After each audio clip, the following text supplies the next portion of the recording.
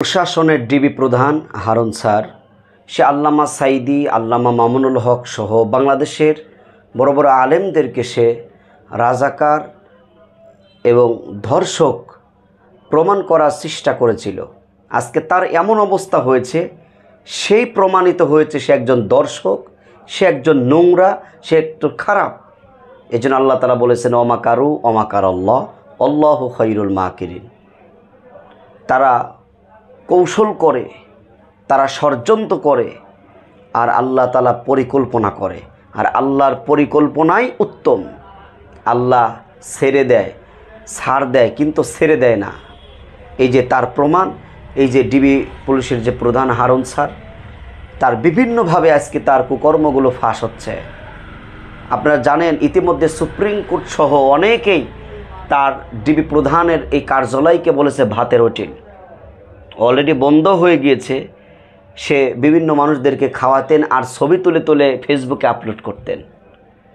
এই যে খাওয়াবেন মানুষদেরকে, এটা ভালো কাজ। আতঈমুত তাআম ওয়া তুকরিউস সালাম, হযরত ওমর থেকে হাদিসটি বর্ণনা করেছে।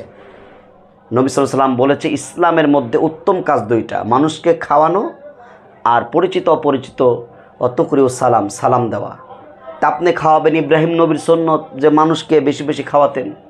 তা আপনি ফেসবুকে আপলোড দেওয়ার সাথে আপনার এরম করে সোশ্যাল মিডিয়ায় ভাইরাল করা, আপনার উদ্দেশ্য তো ভালো না, আপনার উদ্দেশ্য তো খারাপ।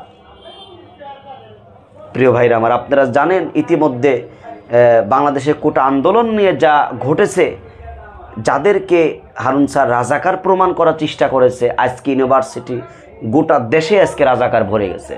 আর ছাত্রদের মুখে কথায় কথায় আমি কে তুমি কে, রাজাকার রাজাকার, কে বলেছে স্বৈরাচার স্বৈরাচার, এরকম করে আপনার ছাত্রীরা কলেজ ইউনিভার্সিটির ছাত্রছাত্রীরা তারা মিছিল করে করে বলছে।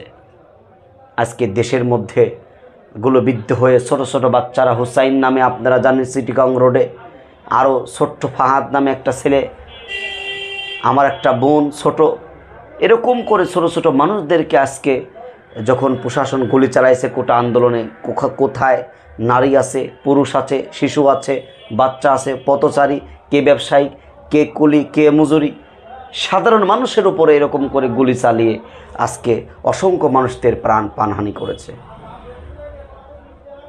1952 সালে ভাষার জন্য আমার দেশের লোক রক্ত দিয়েছে। 71 সালেও আমার দেশের লোক ব্রিটিশ সরকারের বিরুদ্ধে, ব্রিটিশ সরকার আমার দেশের মানুষদেরকে অত্যাচার করেছে, মানুষের অধিকার ফিরে দেয় নাই।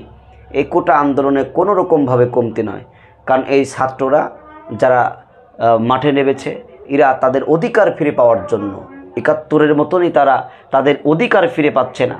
আজকে বর্তমানে ভোটের অধিকার নাই, ভাতের অধিকার নাই, নিরাপত্তার অধিকার নাই, ব্যবসা বাণিজ্যের অধিকার নাই। আজকে প্রতিটি ক্ষেত্রে মানুষ অধিকার থেকে বঞ্চিত হচ্ছে। এখনও সারা দেশের মধ্যে মিছিল মিটিং বিভিন্নভাবে মানুষের আন্দোলন চলছে মানুষের অধিকার ফিরে পাওয়ার জন্য। আমাদের ভাইয়ের রক্ত কেন প্রবাহিত হলো? আজকে কলেজ ইউনিভার্সিটির শিক্ষিকেরা মাঠে নেবে, অস্ত্র ঝরাচ্ছে, কান্না ঝরাচ্ছে। কিসের রাজনীতি করেন? ছোট ছোট কোমল শিশুদের রক্ত ঝরে জীবন পড়ে যাচ্ছে। কিসের রাজনীতি করেন? আমরা যারা কোটা আন্দোলনে যারা নিহত হয়েছে, শহীদ হয়েছে, আমরা এই শহীদদের রুহের মাগফিরাত কামনা করছি। তাদের পরিবার পরিজনের উপরে আমরা তাদের পরিবারের জন্য দোয়া করছি। আল্লাহ যেন তাদেরকে ধৈর্য ধারণ করার মতন তৌফিক দান করেন।